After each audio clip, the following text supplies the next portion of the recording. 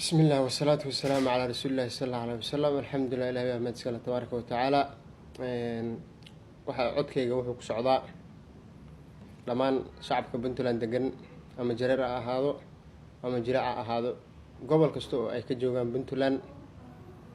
waxaan ilaahay dartiis idinku codsanayaa muuqaalkaygaas inaad ii sheer gareysaan oo ii gaarsiisaan madaxweynaha Puntland, gudoomiyaha gobolka Gaalkacyo Faysal, annagoo cabasho ka ah shilkii gaari ee ka dhacay magaalada Gaalkacyo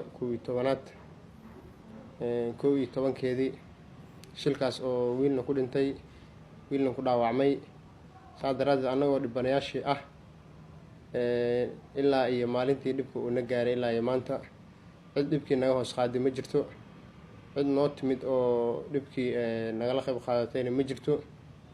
maalin ilaahay keenana been iyo waxaan soconin baan noogu wadaa. marka shacabka Puntland waxaan ka codsanaynaa iyo dhammaan ummadda islaamka ee gobolada Puntland degan in dadku waa islaam, xaq buu leeyahay, qof walbana maalinta qiyaamo isagaa la weydiin doonaa. maadaama madaxweynaha Puntland Siciid Cabdulaahi Deni waddanka maamulo oo wixii Puntland ka dhacana isaga loo soo taagaya maalinta qiyaamo. waxaan cod dheer aaga codsanaynaa ilaahay tabaaraka wa tacaala in Puntland aan u dhibanahay, dhibkaasna naga soo gaaray, ninna dhintay ninna dhaawac yahay. ninka dhaawac ahayna asagana waxaa haysa dayac caafimaad baa haysa, kii dhintana dee xaq buu leeyahay, agoon buu ka tegay, in xaquuqdoodii ay helaan waan ka rajaynaynaa insha allah. gudoomiyaha gobolka mudug ee Gaalkacyo Faysal waxaan ka codsanaynaa asagana waddanka maanta asagaa Gaalkacyo madaxweynaha booskiisii matala, asagaa ulul amrigii ah, asagaa wax la weydiinaya. ilaahay tabaaraka wa tacaala wuxuu leeyahay innii xaramtu dulmiga waa iska xarimay. marka Faysalow adaa waddanka mas-uuliyadda haya. annaga shacabkii Puntland baa nahay, ummad islaam baa nahay, ummad xaq iskuula baa nahay. deriska gaalkaaba xaq leh, annaga xaq baan leenahay oo meeshii adaa mas-uuliyaddeeda haya.